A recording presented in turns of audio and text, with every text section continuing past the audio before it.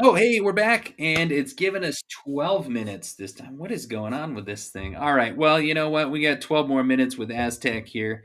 Let's keep going. I think short and sweet is good for internet stuff. People only watch for like 3 minutes anyway, right?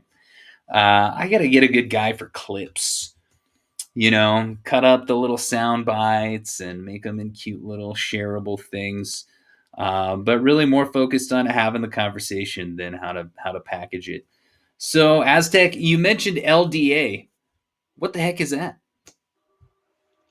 Sure, we're like these highly skilled group of contractors from all around the industry with different skill sets. We're technically a marketing and incubation firm, but I think the oversimplified version of what LDA is kind of like the Illuminati of crypto.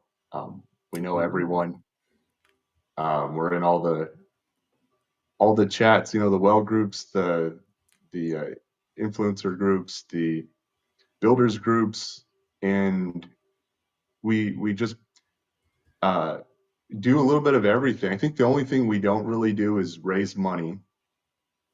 Like if we need to get to VCs, we know all the VCs, but we don't really touch like raising money or um, it's probably one of the only things. But in general, we're marketing incubation, so we do a little bit of everything. We have writers, short and long form content, animators, uh, video people, um, and we know the influencers, we know uh, the exchanges, the dexes, the builders.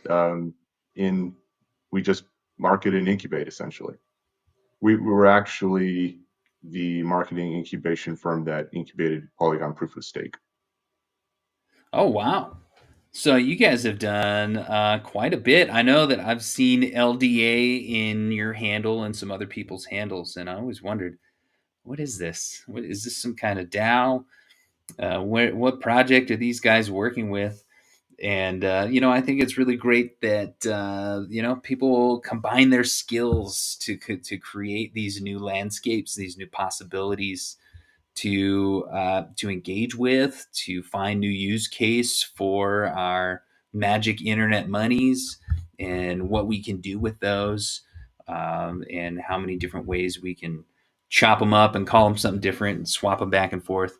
There really are a lot of options.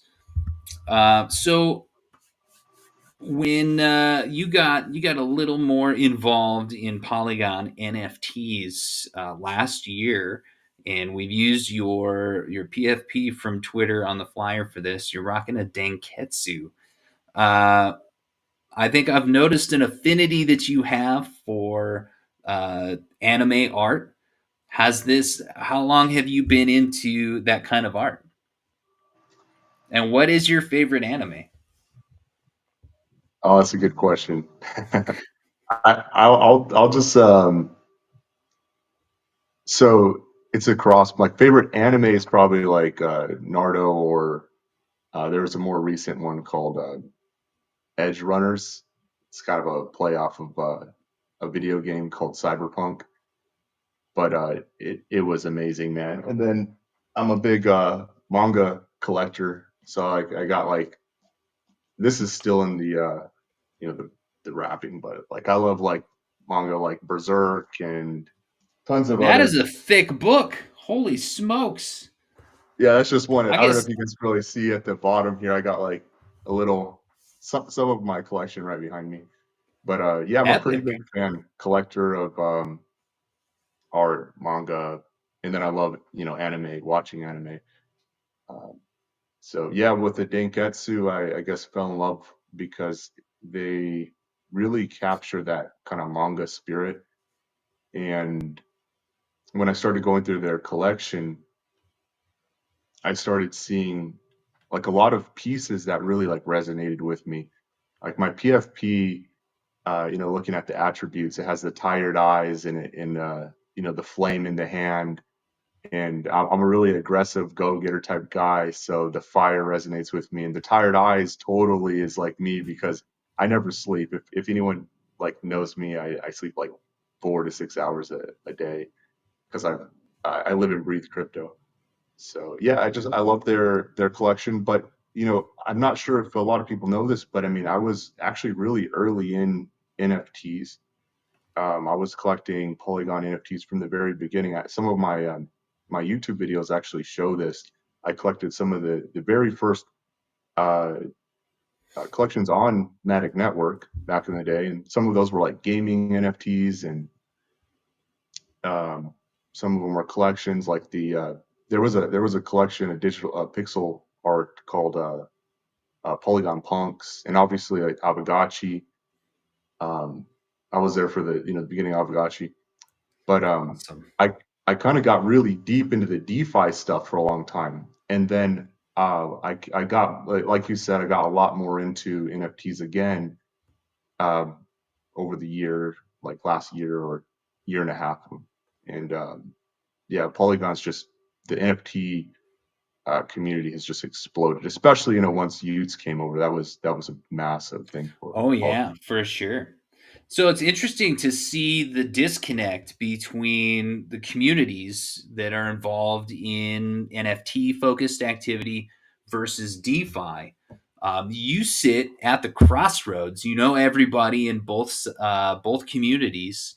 Where do you see where do you see things coming together and meeting in common ground where there's some synergy? Um, the synergy probably comes with gaming and the metaverse in my eyes, and then there's a lot of synergy between DeFi and NFT projects, kind of like in the token side of things, I think, because more and more you see NFT projects coming out with a token that's associated with the project. It could be to buy new gear, for the NFT, or it's just part of the ecosystem, utility, or whatever.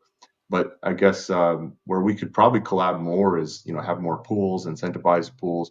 We could probably do more marketing campaigns, cross collaboration, um, but also just in general, like where I see a lot more collaboration nowadays is on the space side of things. Where like you see the different groups, whether it's like an NFT project, like someone that's super active is well, you're super active in the space side of things. Also, like Big Neil, and you guys are kind of a little bit more known as like NFT guys, but at the same time you join the some of the DeFi stuff, and so I think that camaraderie of like people that obviously we all do NFTs and DeFi, but like we're a little bit known more on certain sides.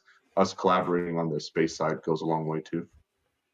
Oh, absolutely. And I love collaborating with you guys. I know as people that might be like me got involved from the NFT open door in 2021. There was a lot of news, there was a lot of attention, people got involved.